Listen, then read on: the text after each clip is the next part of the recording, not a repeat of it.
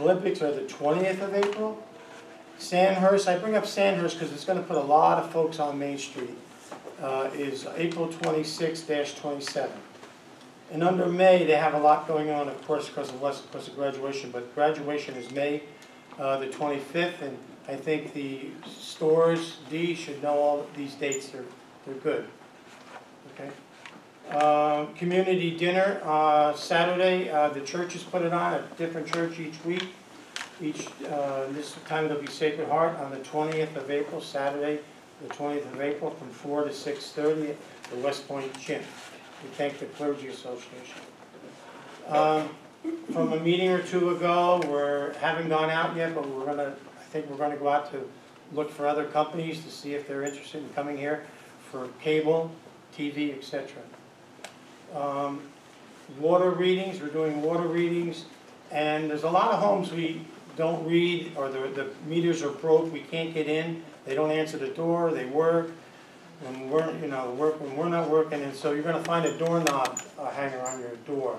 And if you just write your meter, we're going to let you write your own meter numbers down. And then if you could either bring it to Village Hall, leave it at the police station, bring it to the water plant. If you go to the water plant, he'll give you a tour. You'll really like it.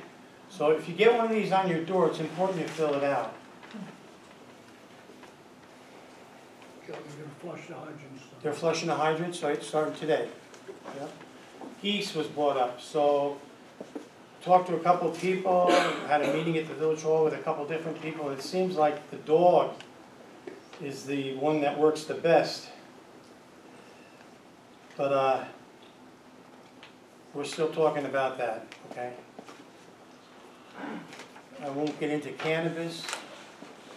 It was asked at one of the village board meetings, 1 or 2 ago, how much do we get from the cable company called Spectrum? The real title is Charter. Last year we received almost $63,000.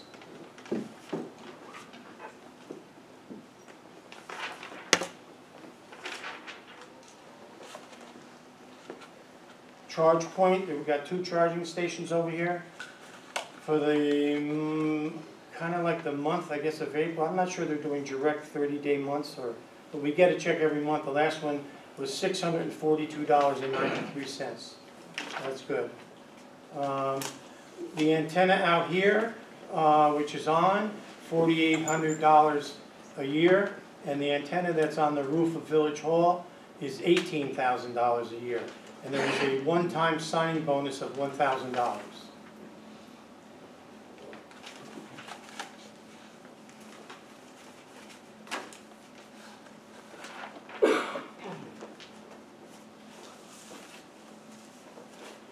Habitat for Humanity, they called me up, asked to meet, we did, and I don't want to say which house they're looking at, but you would say that's the best one they could be looking at as far as something that's an eyesore in the village. They're looking to take it down and build a new home, and it would go to a veteran. So that's something good. I didn't know Habitat did exactly that, but they're out of Newburgh and they do much more than I thought. So they're here.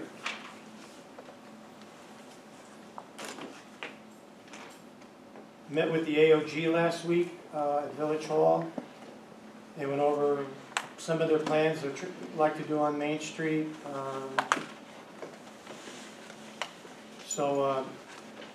Looks good. I saw some renderings, if it turns out. I told them anything they needed from the village. If I could help them, I would. Trees were brought up, the fungus on the trees. So we met with an arborist from West Point, actually, and he told us what to do, and the highway department's going to snip the branches where there is fungus. And I noticed that every tree does not have it, so that's good. But they'll live if we can get that one branch off. And then he told us twice a year to spray it, and he gave you the name of the spray. And so that's going to get corrected. That was brought up. Orange County Youth Bureau has a program for employment of young folks. They're coming down to meet with me so I can get the particulars, but it looks like maybe if they can get stores D to participate, and these kids go in there to work. The Orange County will pay the salary. So I'll let you know, maybe I'll have you come to the meeting. Is that the SYEP program? XY what? SYEP, Student Youth Employment Program? They do it in the summers? Yeah, I'm sure it is, I just don't see those letters. But yeah. Earth Day is this weekend, and there'll be a table with Cindy Cutson at the library, and a lot of pictures and show and tell and everything, and a survey for you to take about the trail behind the old Grand Union.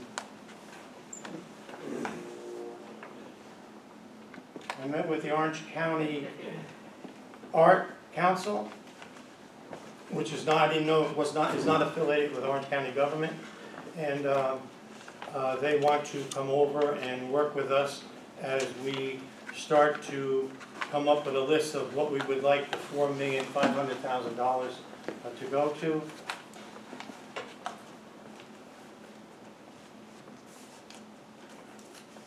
And just one more thing, and it's, I'll make it short. It's about FEMA, although it should be a longer story. I probably spend 20 hours a week in this room, but not only in this room, with FEMA.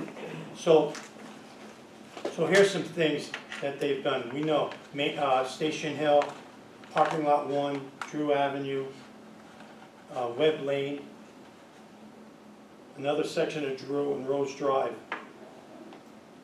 water tank, Station Hill Road I said, water tank culverts they've done, Eagle Valley Bridge culvert is done, Center Street culvert is done, sewer main on Old State Road, we all know that was closed for so long, that's done. Water storage tank foundation, that was one of the first, within 2 days I had somebody up there because we didn't want to lose a tank.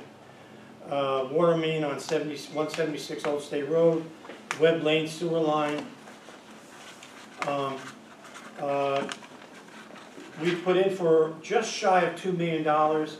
We've been obligated. I asked, what does obligated mean? Obligated means the check is in the mail, $481,310. So far, we've gotten $299,928, and that's at that 87.5%.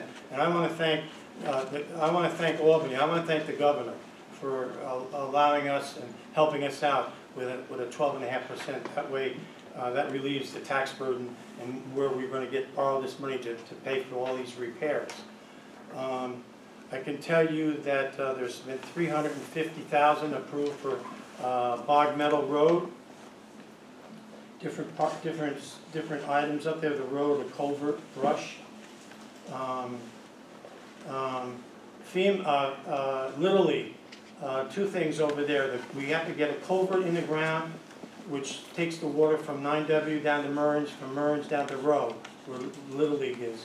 And a culvert will be going in there. We have, I believe, $300,000 for that. And we have $800,000 for the Little League field. $800,000. It'll be the best Little League field in New York. Murns Avenue, $800,000. Last thing I think I want to mention with FEMA, there's so much more has to be done. Us that have lived here a long time know that Satterley Grove has had a drainage issue, and almost impossible, the money that it would cost. It's, all those homes sit on a ledge, right, Ed? Correct? A lot of it, yeah. A lot of it. And so the drainage up there is spotty, and there's a lot of homes getting flooded out. And through a mitigation program that FEMA now has, they didn't always have it. Looks like $2.9 million for drainage in Satterley Grove. So that is really, really good. And those things come from sitting in here, sometimes being bored by what's being talked about, and but lobbying for the community. So I thank all those that have been helping me with this. Okay, Melanie? Okay, all right. So we've been here 2 hours already. I'm gonna focus on what was talked about on the budget, and I'm gonna be really simplistic about it because I saw everybody's faces as Jim was talking, and it just looked like it's confusing, even for me to listen to. It would have been better to just tell you the bottom line, right? What the top 3 expenses are for general fund, that there's a water fund, and essentially that runs itself, a sewer fund that runs itself, okay? So the general fund is the biggest expense on the budget. And just naming the top 3 things that's costing you on the general fund would help you understand where we can actually make a difference in cutting in the budget. He started off by saying that the taxes are only increasing by a small amount, okay?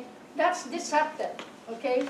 Given that you're already paying high taxes to begin with, and you're struggling with inflation right now.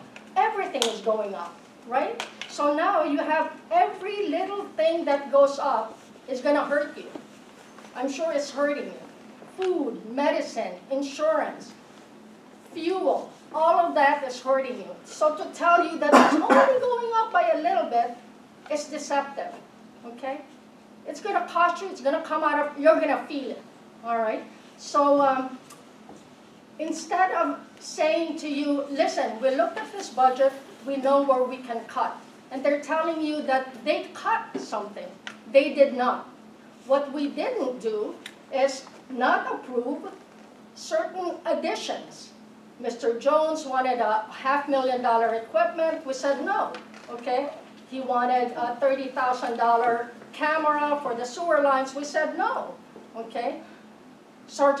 Chief Torpy said he wants another full-time police officer. We said no. So that's not cutting the budget. That's saying no to additions, okay? Cutting the budget means look at this budget, tell me where we can be lean, okay? Tell me where we can cut. And I've been talking about it for 3 years already. Okay, the budget lines. First of all, before I go into that, the budget lines, she said something about the attorneys. There was a letter to the editor, that's wrong. You handed this out, the actual budgets at the last budget workshop meeting. Attorney contractual for a lease is $43,000. Village attorney for court fees, also for a lease, is $53,000. So it is correct. So when you look at the budget as it's presented to you, there's a lot of things that are actually not on here that are costing the village. The engineer costs are way more than a couple of $100,000. The engineer, and we don't even bid for it, he just tells him, he appoints it, the contract. The engineer gets 20% of any project that is done in the village. If it's a $2.4 million project, the engineer gets 20% of that, okay? If it's a $5 million project, the engineer gets 20% of that. So in this budget booklet that we gave you, or you didn't even see it, it looks like, oh, he's only making a couple of hundred. He is not. Last year, the engineer made over $1 million, okay? One company. So this is wrong because it's not all in there. All right, that's the first thing I'm going to say about the budget as Jim had described it. I have been saying for the past 3 years, we really are living beyond our means. We need to cut spending, and I'm telling you that the biggest expense item on the budget, 35% of the general fund budget goes to the police department. It just does. I know it's very expensive, and it is like that for many municipalities, but we're not like all municipalities. So I've been trying to tell you that $500,000 every year you pay for a local dispatch, okay? You can have anything you want if you have the money, but where's the money? We don't have the money. We're not going to be able to squeeze you for a paycheck and tell you that if you don't pay up, then you're not going to be safe. You know, there's a word for that, but this is about the budget, so I'm going to talk about the budget. Right now, this village of 3,000, no interruption, of I don't want to ask 3,600 you if I go to people. the bathroom, because I don't want you to think I'm being rude. Oh, go to the bathroom. Thank you. Okay. Thank you. Do you have water? Can you get me water? Want water? Yeah, thank you. Anyone else want water? Pete? Okay, so there's 3,600 people in this village. A third of that 3,600 are children and seniors, so they don't even work. They're on a fixed income. You, the taxpayers, have to give 40 cents of every dollar for us to make the minimum payments on our debt. 40 cents for every dollar you give us is going to go to minimum debt payments. Okay? That's a lot of money just to pay off debt. Okay? And we haven't even paid in full debt that we borrowed from 20 years ago.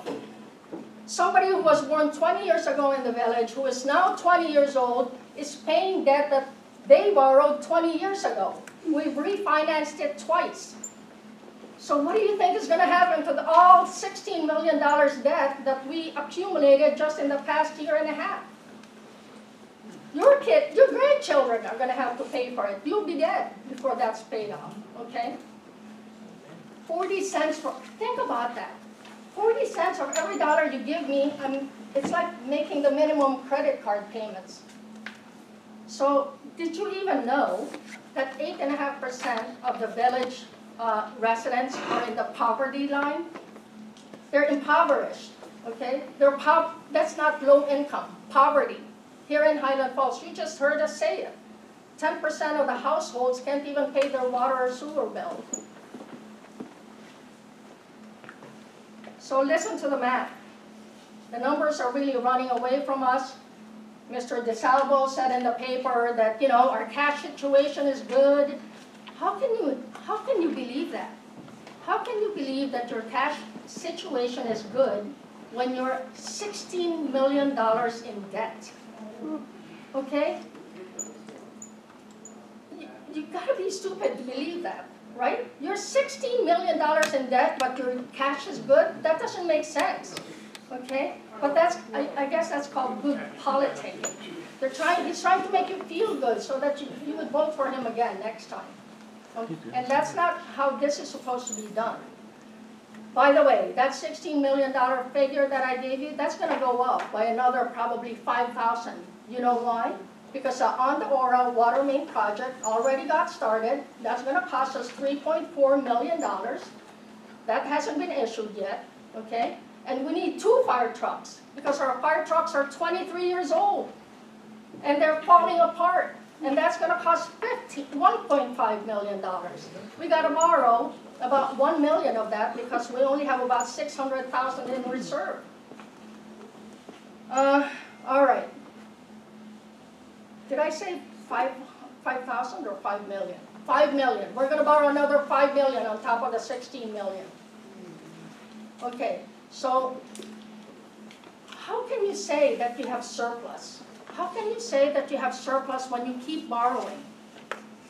Right? You keep borrowing, quadrupled your debt in 1.5 years, and then somebody's telling you that you have $1 million surplus here, $1 million surplus there, $1 million. It's an illusion. You don't have any surplus. Okay? Money's getting moved around. I'll tell you, we borrowed $5.4 million a year and a half ago, and that's supposed to go for capital projects. But our capital projects fund is a deficit of $4 million. So where did that $5.4 million that got issued as bonds go to if the capital projects fund is a negative $4.2 million? Okay. Where did it go? It got moved around. It makes it look like you have a surplus when you don't. Okay, that's borrowed money. Okay, so I keep talking about local dispatch. Local dispatch costs you $500,000 a year. And I am going to tell you that it's actually not safer than Orange County Dispatch. If you go to Orange County Dispatch, it's going to cost you zero. Zero. Okay, that $500,000 every year, we can use it for fire trucks. We can use it for not raising your taxes. But okay, this is why I think going to Orange County Dispatch is actually safer. Number one, if you have a medical emergency and you call our local dispatch, which is 845-446-4911, instead of 911, our local dispatch is gonna have to call 911. They have to call 911 to dispatch EMS. Town EMS requires them to call 911, okay? EMS, if they call EMS will say, did you call 911? And they have to say, well, I have to call. That's a delay in care. Number two, Orange County dispatchers are trained in CPR. They can walk the caller through CPR while waiting for EMS to get there. Our local dispatchers are not trained in CPR, okay? That is not safe. They're not trained to talk you into it. Number three, Orange County Dispatch have the rapid SOS technology. It pinpoints a caller's location via multi-information, gives you a precise location where you are, okay, by taking information from your phone, just like Uber. Orange County Dispatch has that very, very expensive technology. Our local dispatch doesn't have that. Number four, Orange County Dispatch has the ability to do texting if the caller cannot talk. Like if a robbery is occurring, or an invasion in your home and you can't talk, you can text Orange County Dispatch. Our local dispatch doesn't have texting. Number five, Orange County Dispatch has a suicide hotline, addiction hotline, mobile mental illness 311. They're all co-located in the same building. They do not have to divert calls. For example, for mental health issues. If you call them and say, there's a crazy guy doing this, walking around with a knife around here, they can actually send mobile mental health providers with the EMS and with the police. Local dispatch doesn't have that. Number six, Orange County Dispatch makes fire, EMS, police calls all simultaneously. They do it all at the same time. Information is being entered in the system as soon as you start talking, okay? And they send it to all of the departments all at the same time. Local dispatch doesn't do that, okay? So this is a whole new world.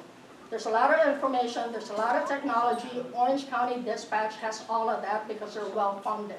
You're already paying for it. You pay for it with your county taxes. You pay for it when you pay your phone bill every month. That's on the end of your, look at your phone bill. It says 911. You're paying for it already, okay? So not having a local dispatch just saves you $500,000 a year. Your taxes don't have to go up, okay? Just think, if 3 years ago when I said this, you could already have $1.5 million right now, and you can buy 2 new fire trucks. If you just started doing it 3 years ago, you could have $1.5 million now to buy 2 new fire trucks. That's for public safety. Your village taxes, high to begin with, then have to go up, okay? We're burying you in debt. That's what we're doing. Not me, okay? This board is burying you in debt. All right, so that's what I'm going to say about the budget. I will say something, I intended to say something about Pablo's letter, and I think Mr. Hoon, you sent the whole board a letter. Okay, I really do believe in a system where everybody can speak their mind. Okay, this is what the public meetings are for, so that you can come up here and say, I don't agree. Explain that to me. Why are you doing that? Okay, this is my money. I want to understand. Okay, you pay the village attorney about $200 an hour. You pay her. She is not the personal attorney to Mr. D'Onofrio or Mr. DeSalvo. She works for you because you pay her, okay? And I think it's an abuse of authority for her to punish or harass or intimidate or silence you on behalf of anybody on the board. You have to be really free to criticize the government, and you should. It's really okay, you know, because you have the power, not us. It should be like that, but it's not turning out like that. So I think, Mr. Hoon, I think you really should apologize to Pablo. Okay. No, You okay? no, I'm not done. She doesn't want to apologize to you. Okay. Sorry, we all witnessed her do it Okay. to him, so. I know, everybody heard her. I don't understand, you know? Even somebody on the board heard her. And I watched that video to see if you threatened her, and over, I didn't see that. So, okay. Number 2, update on the state comptroller audit. The state comptroller has been here since November, auditing our books. They were just focusing on claims, and now they issued us a letter just last week saying they're going to expand their audit because they're seeing some, well, they didn't say that on the letter, but I know that, because they're seeing some discrepancies on what they're seeing since November. So they're going to be expanding, and I know that Mr. Dinoco and Mr. DeSalvo want me to keep this quiet, but I'm going to keep you updating on that. So now they were focused on claims, that means invoices, purchases, expenses, and they're seeing something funny, okay? So last week they issued another letter to the board saying they're expanding their audit to include payroll, okay? So they're gonna go do a deeper dive on our books.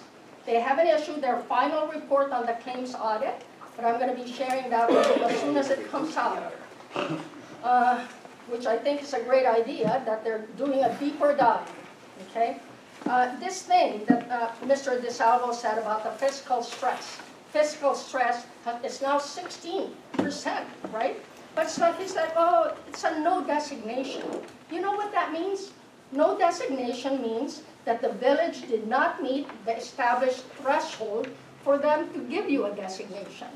It doesn't mean that you're doing good, okay? It just means that the village doesn't have the thresholds that they usually look at to give you a designation of stress.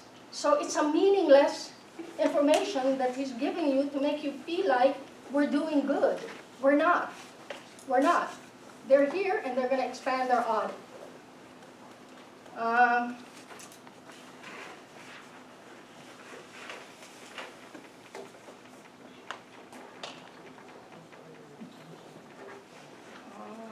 You know, I have so much more, but everybody is like glassy-eyed. It's like 2.5 hours being in here, so I'm going to quit. I'm going to give you my building department monthly report, Phil Hannawell, for the month of March. 9 building permits issued, 10 certificates of compliance issued. He conducted 48 building permit inspections, 18 fire safety inspections, and closed out 14 violations, issued 9 violation notices. So I'm going to quit there because there's so much more to be said. I just feel like it's not being explained to you. Okay, it's not being simplified for you to absorb it. It almost seems like the idea is to confuse you so that you just give up. Okay? That shouldn't be our role. Our role should be to make it simple for you so that you get it. That's it.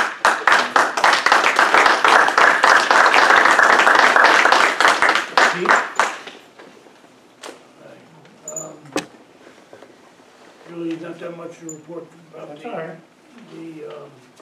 the water department, except for Bog Meadow, the spillway and the levels look good. Nothing to report on James Pond. Lower Bog Meadow, the spillway looks good. The reservoirs on 9W, that's fine. You know, I got to talk with them. I want to find out why they have to shut it down so often, every time it rains, you know. Now, what I'm worried about is if it rains 3 or 4 days in a row, will it deplete the tanks that we have, you know. I haven't been able to run into them yet, find out about that, but it makes me a little nervous. So I'll work on that, I'll let you know next time. Pete, I want to schedule a meeting, I told you, for you and I to go up there, especially on this question. He gave me an answer, but I'd rather have him give it to you. Jim? Yeah, real quick, Highland Falls Police Department monthly report, total calls was 867. Arrest summary were 1 felony, 4 misdemeanors for a total of 5. Summonses issued were a total of 49, which were 29 parking meter tickets and 20 traffic summonses. or traffic tickets, sorry.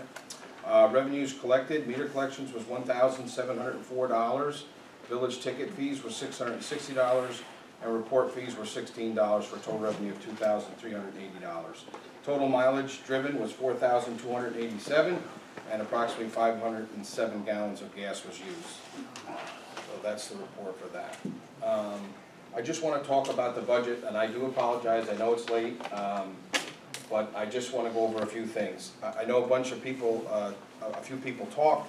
I'm going to try to address Mr. Flynn's questions, because he had a lot, and I'm going to try to address some of the things that Trustee Guerrera had mentioned. If I can just get through it, hopefully it'll go pretty quick. Parks, most notably is $18,000 is what we put in the budget, the tentative budget for grass cutting contract.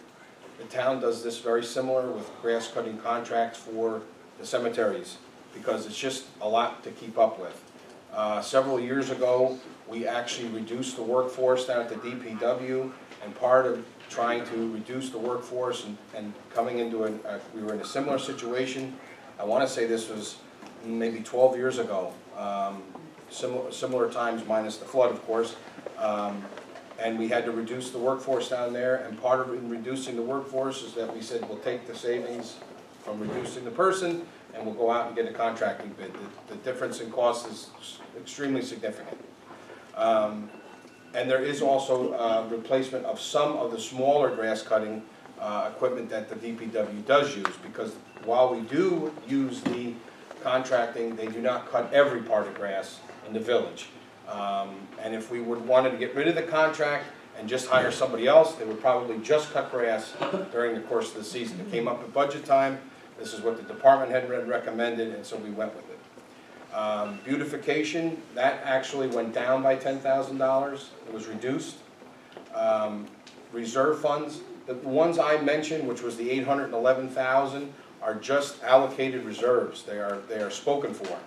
They are spoken for in 7 different funds that go directly for those things. It's not all the funds that we have in reserve. The trustee grant writing section.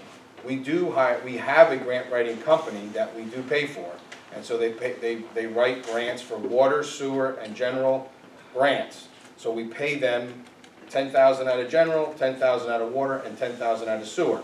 It was a company that I believe the board unanimously hired. The treasurer's budget. The treasurer's budget, the line that we keep referring to, the $91,000 or the $93,000 that we keep referring to, it's actually $91,405 is the tentative budget, represents 2 people.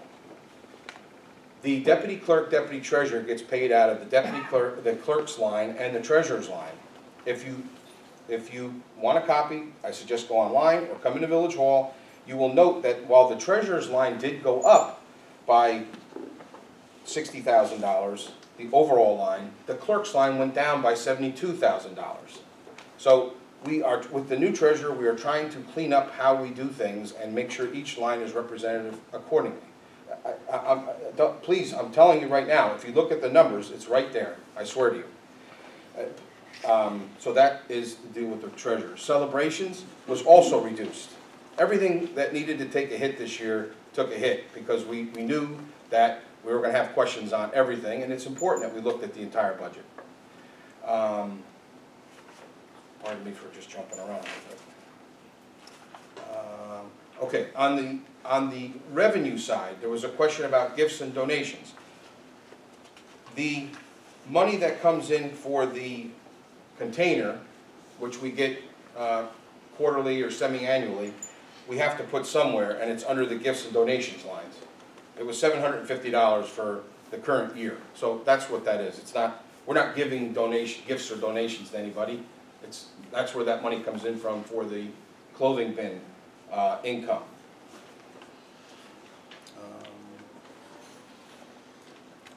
Okay, I think that was it. Okay, so I hope I was able to answer some of Mr. Flynn's questions, and please email me if I didn't. I'll be happy to get back to you. And youth programs was not $7,000; it was $5,000. I believe I heard that. Okay, so just to address a few things that Ms. Guerrero had said, respectfully. The attorney per hour rate is not $200. I just want to know. Hold on, just, I don't mean to interrupt you, but just stick to I'm on a the, retainer. right. I'm on a retainer. Just, can you just confirm, I don't mean to interrupt you, but I only have so much time, and I just want to confirm that's not 200. It isn't. No, okay. So, It averages about 156 depending on how many hours each month. Correct. You haven't raised your retainer in how many years? okay, hold on. No, I think this is important, it's one number, how many I years? came in at the same salary, if you want You to haven't call it raised your that, retainer the same in more than a retainer decade. in 2015 that you paid the previous attorney, Okay. and I've never raised it. All right, thanks. And it's not $50,000. Okay. So, the town lawyer Hold doesn't on, get mileage. please let me just get through this please. That was the first thing. In regards to the budget, I did mention a couple different times that there were 3 funds, sewer, water, and general. I'm not trying to hide anything at all. Again, it's online. You can have my copy.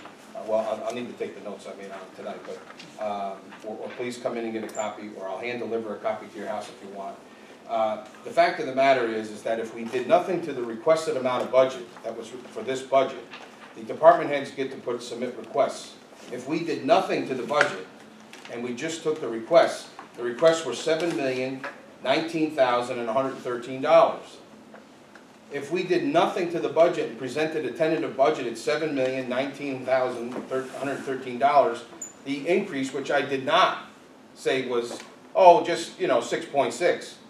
I gotta pay it, would be significantly larger. Okay? It was almost $787,000 that we removed from the budget.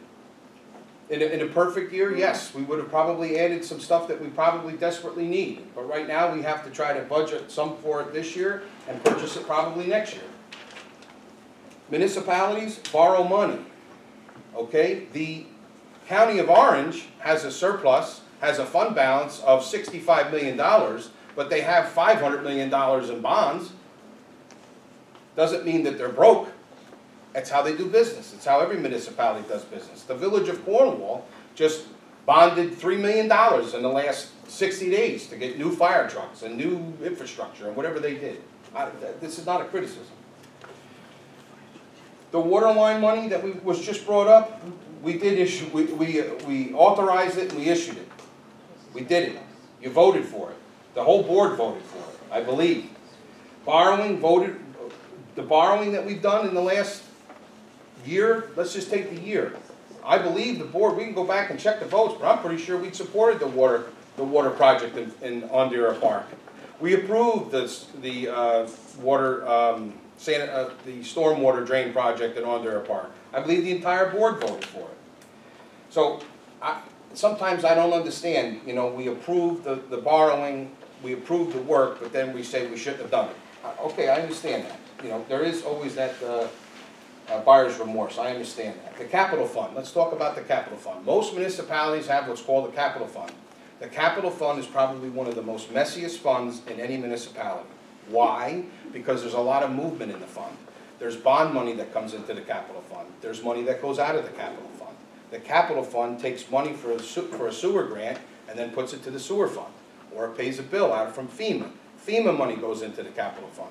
If you take the day that the auditors come in, which is May 31, and you audit the account, and the capital fund is negative on that day, it does not mean that we're out of the money. It does not mean we're broke. Because on April 1st, the money could come in on a wire and go into the capital fund. Or the money's been dispersed out of that fund. You have to show it. You can't not show it. You can't moving it all around and create an illusion. It's all there. The audit for the controller's office, the audit that we just had was on bills and claims. The new audit has nothing to do with bills and claims. It has to do with payroll. There is no other deeper dive into bills and claims. If there was a major issue, the folks that came down here to do the audit would not be the folks that came down here. You'd have suits coming down here, they would lock Village Hall, we'd all be in on there talking on the carpet. Village Hall would be closed until the folks from the controller's office came down and actually had somebody standing in there watching us run operations day to day. I have no problem with the audit. I have no problem with the controller's office coming down here. Thankfully, come down, look at everything. If we're not doing something right, let's do it right. I have no problem with it. 1,000 times, no problem with it. Fiscal stress, last thing I'll talk about. I do want to talk about dispatch, and I have some other stuff, but like Trustee Guerrero said, it is late.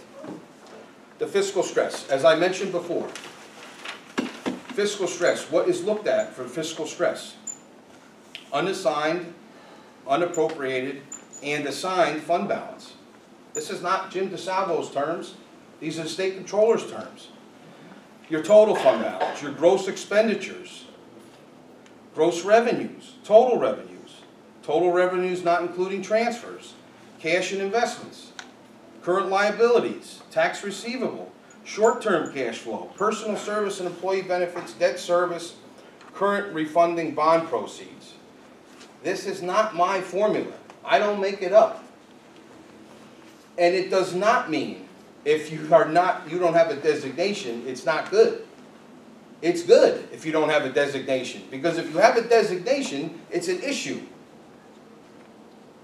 So whether or not we're the right size or we're the right whatever, this is the formula that the state controller's office, who we place trust in to do the audits, to come down and look at everything. And they score it. They score it. Now, why did some of the numbers change?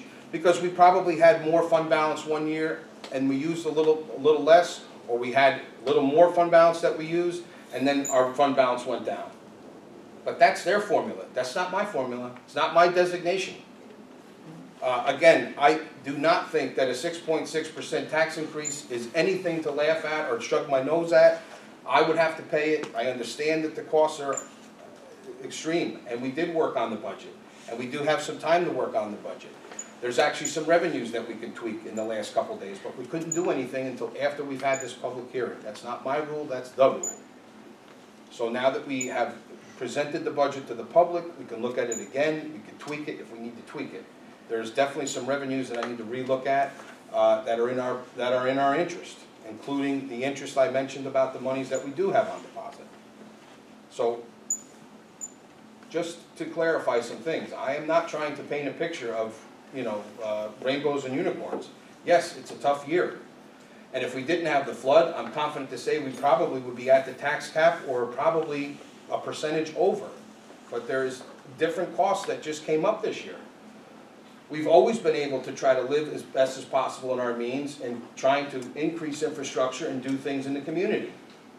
I mean, we have done, yes, we've taken on debt in the last 10 years, but we've stayed in the tax cap in the last 8 years. So I don't want to do it any more than anybody else does. And the last thing I'll mention is that on the dispatch side is that, as was mentioned, there are 31 communities that don't do it. There are 22 towns, 19 villages, and 3 cities in the county of Orange.